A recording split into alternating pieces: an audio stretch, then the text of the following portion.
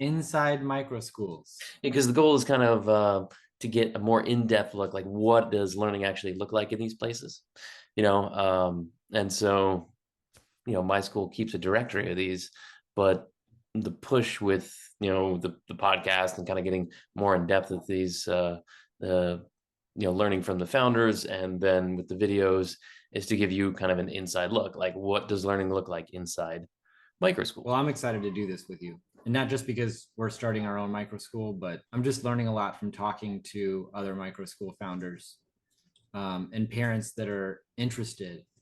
But maybe we should start by talking a little bit about what are micro schools. I think that's a good place to start. And I guess I'll start. So I define micro schools as any program, whether it's full time or part time, that provides an educational opportunity for kids. And so that might look like a homeschool co op that operates 1 or 2 days a week, or it might be a full time micro school that operates 5 days a week, full day programs with both core classes and extracurriculars. And so anywhere in between along that spectrum, those are all under the umbrella that we're calling micro schools. And so two kinds of parents might join those micro schools, the homeschooling world. So they're using the micro schools as either supplements or even sometimes full-time replacements, but they're technically homeschoolers. Or there's other states that just based on how the legal system in that state works out, they're basically going to a private school, but it's a very small private school, oftentimes just one room, 10 kids, something like that. And those would also be micro schools. So What about a program that is specific to a particular subject? Like my kids used to go to a program called Code Academy, mhm. Coder Kids, and but all they did was coding. That to me feels different than a micro school. Yeah, I think that's fair. I think that's more of an academic supplement, and um, so this is a place where you're going to on a recurring basis. It's a group program where you're learning with other kids, but it's kind of the educational hub. And then, if you think about it like a wheel, okay, it's the hub, and then the programs you're talking about, coding programs or a gym where the kids go to, whether they're going to a 4-H program or all those things would be like spokes off of that, and so you're not just utilizing only what's available at that hub like most conventional schools do, but kind of like a hub and spoke method where you go to this learning hub, but Oh, I then like there's all that. this network that you're connected to take advantage of far more resources than any single hub could ever, create themselves. Right. Yeah, no, that makes sense to me. Well, the hub, I think part of the hub component of this that makes it so compelling is that you really want to do give these kids a peer group, right?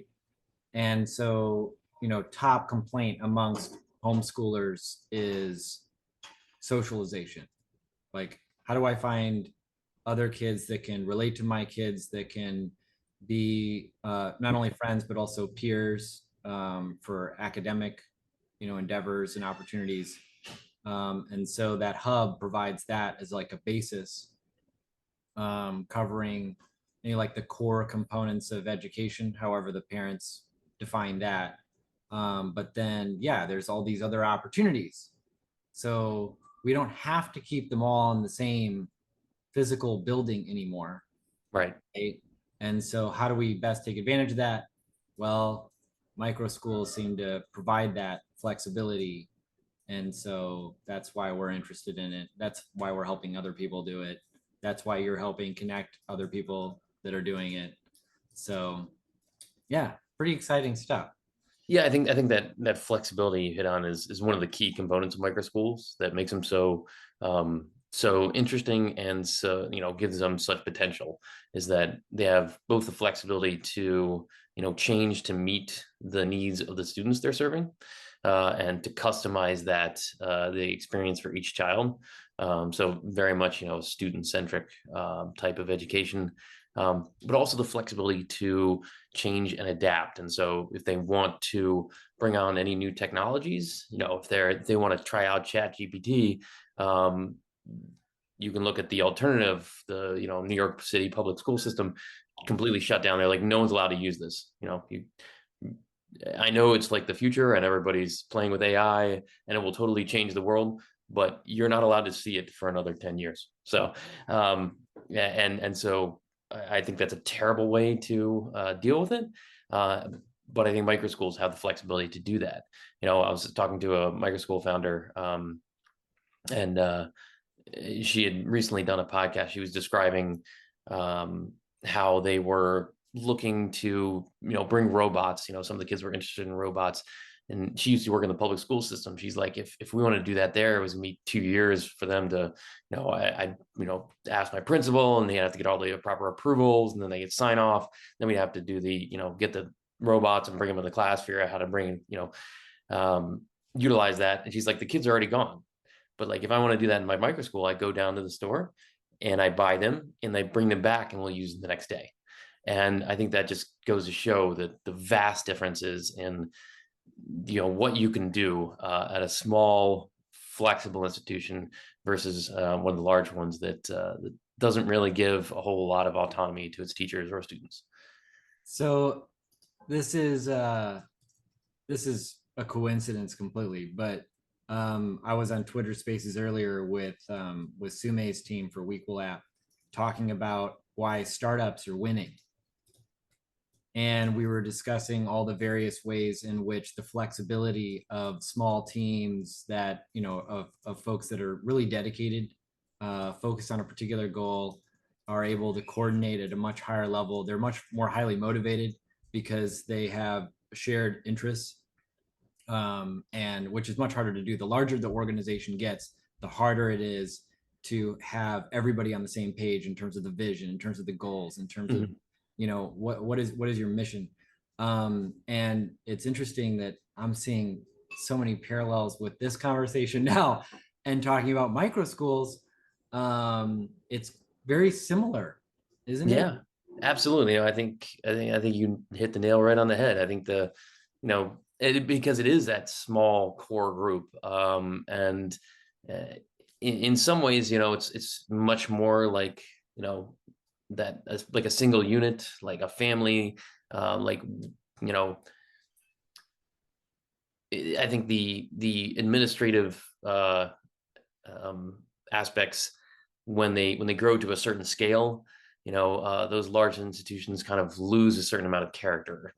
You don't feel the same amount of buy-in. You don't feel the same connection with everybody there that you do when it's a small, close-knit community. And I think that's one of the big things that microschools provide, is that you have relationships with the other kids there, you have relationships with the families, you have relationships with the teachers, and a lot of the larger institutions, maybe who your child's teacher is, but you don't know them that well. You don't get to interact with them very much.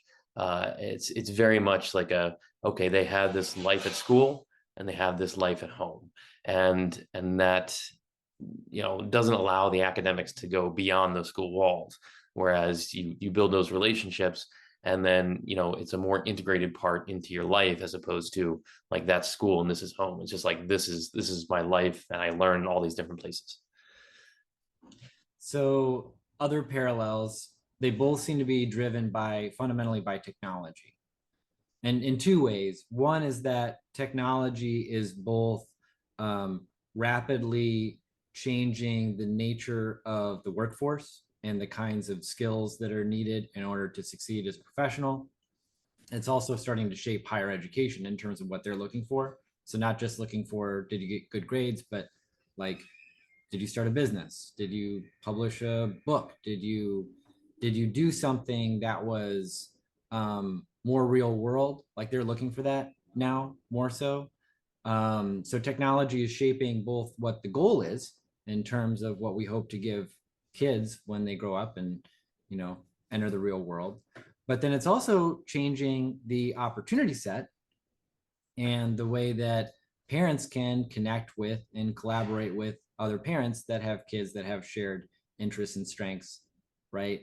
And so it was just a lot harder to find Mhm. other homeschoolers in particular that might be interested in joining a co-op or a learning pod or a micro school or whatever you want to call it.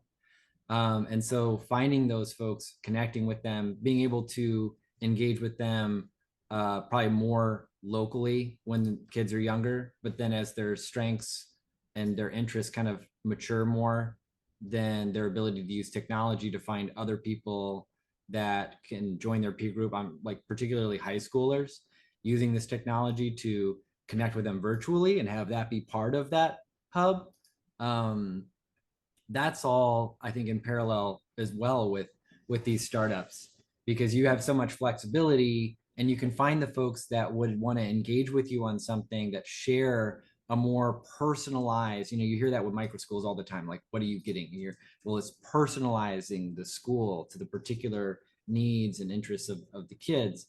And so I see all this kind of moving in tandem with the changing nature of technology on both the goal end, but then also the enabling end with tools like Khan Academy, YouTube, and connecting with people virtually and all of that. So it's and that's part of the reason why I think it's just going to keep growing, because it's not like we're going to start to move backward in that respect, Yeah, right? though I do want to. I would take one step back and say, that there's absolutely so many technologies that allow micro schools to operate on a much more lean budget. Like you said, some of those curriculum tools, like Khan Academy, or a bunch of other programs for math and reading and writing and even some for science and social studies, though I think those two areas have a little bit more growth yet to go. But there's so many tools that are coming up in that realm that make it much easier. But at the same time, it's not just technology. I think a lot of micro schools, a lot of the things that these programs are centering on is like, okay, we want to have a place in the physical world. We want people to learn in the physical world. And so some of that is like, let's also get off technology and, interact, with the real world. And sometimes, those programs might be for schools or something, or outdoor schools where they're completely offline, learning about the natural world. Some of those might be programs where they're interacting with their community and, doing community projects or, interacting with local businesses or, finding apprenticeships and mentorships. And so I think the combination of the online and the offline tools are what allows for micro schools to be so flexible and be so customizable, and what will really allow them to pave the way for the future of education. Um, and I think we come on this from kind of two different worlds, which makes us a good pair for this podcast. Is that you are you alongside your daughters are building this online platform, the rooms that you guys have built to connect people around those interests you mentioned, to create projects and to share them with the online Weagle community. Means that they can have those online relationships, and they can utilize those online tools. But then also, the work that I'm doing with my school to, build a directory of physical locations that these hubs are operating, these micro school hubs. And so I'll take the physical, real world piece. You take the online piece, and we'll put these together and see like, okay, what can we build as the perfect micro school, and how can we help people find those tools so that they can build out their own micro school in their own community.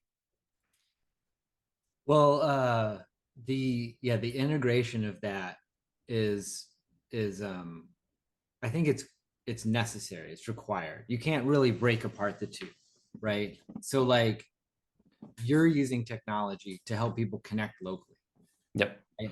So it's tech, but then like where does that first contact come from between parents? It's always virtual, even if it's just like an email, right, or a text. The point is you can find them. So like, Mhm. so we had a student who was interested in engaging in like local community service work. connecting with one of these guys that does a lot of the work for building parks around Falls Church, and we were only able to find them because they had an online presence. But then Right. when we connected, then it was all local, right? So it's like I think it's really really hard to break out the two. So another example would be one of our learning pods um, was focused in Falls Church, and the parents and the kids, they could connect with each other on demand anytime in that learning pod Weequal app. But then of course, we're all in Falls Church. I mean, what's the point of having a co-op or a micro school in the same area if you're not meeting together? So we would go on hikes together, or we would go on a field trip together, or whatever it was. And so it was more like facilitating both in like a hybrid model to the extent that it makes sense, and seems to work. But one dichotomy I totally agree with though is that your kids are younger, Hmm. right? Yes. And so the younger side, like, well, at least what we're seeing is that the micro schools or the learning pods, for parents that have younger kids, very very much focused on finding those parents with kids that are younger that they can go to the park with, right? Or they can go on a field trip with, or that they can share notes. Like a lot of it is like parent support group. What do I do with my 6-year-old? They don't want to learn math, and they're Yep. like trying to figure out which resource to grab to work on. And so then like the purpose of the micro school is almost more as like a parent support group. But then as the kids get older, then the importance of having peers that they actually share interests with, like just the complexity of interest when you're talking about 5-year-olds versus 10-year-olds is enormous, Yep. Yep. right? And then from 10 to 15, it's like even that much more specialized. It's like, no, I'm not just doing gymnastics, I'm doing gymnastics to compete. And so like, you're into tumbling or you're into taekwondo, it's like we're not just into physical activities here, it gets more and more specialized. Right. So it starts to shift. And I think that's kind of interesting. Kind of like, we could talk about just the nature of how these micro schools focus on more local, and then parent focus around values. And then as the kids get older, shifting more towards the kids and peer groups and addressing their particular interests. At least that's how I see it. Does that make sense? No, I think that's a fair categorization. And yeah, I mean, it definitely does change over time, which is interesting because as far as school itself, conventional schooling is fairly uniform along the way. I mean, and there's differences between high school and elementary school, but as far as the format, roughly similar, um, and and I think that's kind of telling that as these other programs are diverging to all these other models that really parents are pushing, parents are looking for, and kids are looking for. There's a reason they're looking for these. It's because they don't want what the conventional system's offering, and they're looking for alternatives. And what exactly are the best alternatives? That's going to be, there's a million different answers for that depending on the kid. Yeah. Um, Oh, wow. Yeah. but that allows you the space to reinvent what works best for your kids. So We call that the unconventional conundrum, because you're talking about a group of people that are opting out of a system, a dominant system. Well, if you're opting out of a dominant system, then you probably have really strong views about parenting and education, right? Or the state of public schools and being able to deliver quality service.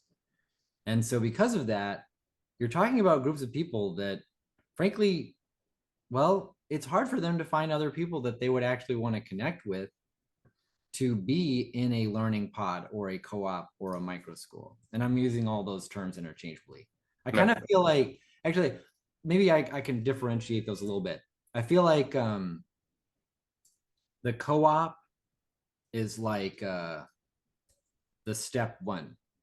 You find another parent or two, and you're like starting to form some kind of collaboration. Maybe it's not even maybe it's just like once a week we might take over watching the kids and helping facilitate educational activities. And then like the learning pod is something that we came up with. That was the term that we gave it.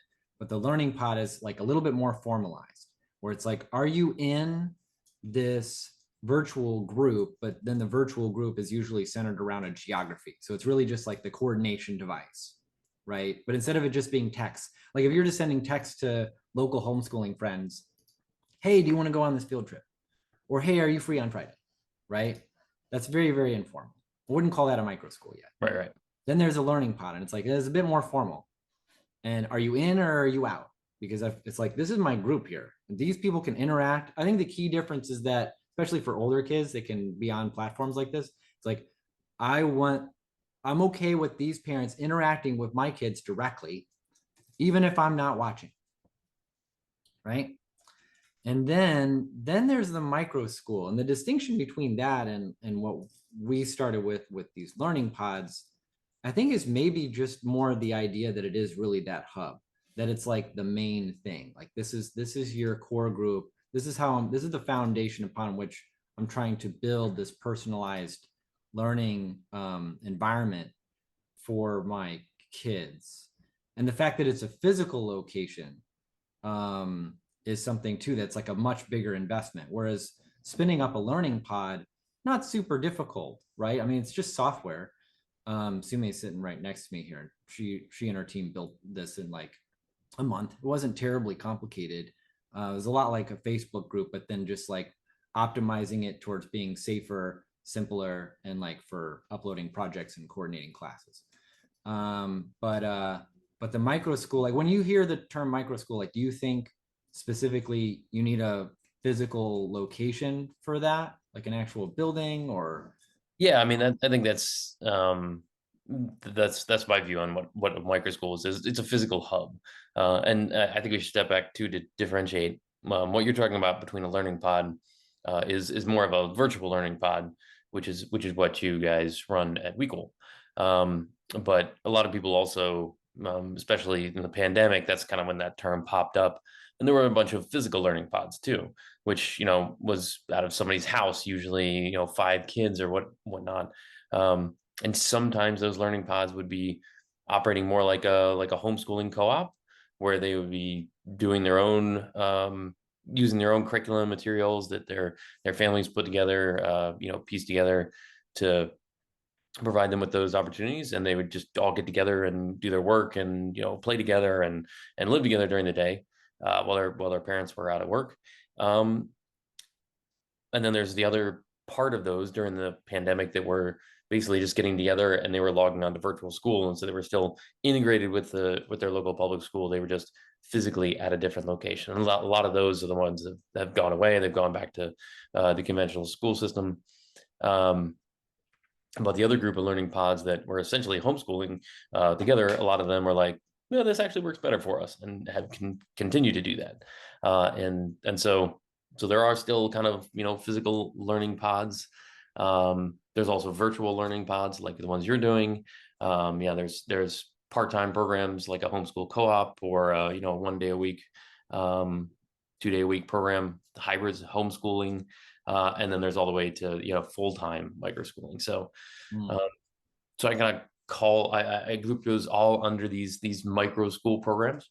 But yeah, I mean, they really do run a large spectrum from how they operate and what they look like. And I think one of the main goals for this podcast is us getting together and kind of getting into a little bit more of the nitty-gritty details, like what inside the micro school. Exactly. What does it look like inside these micro schools? Because one, that's right around the corner from me is going to look very different from one that's 2 miles away.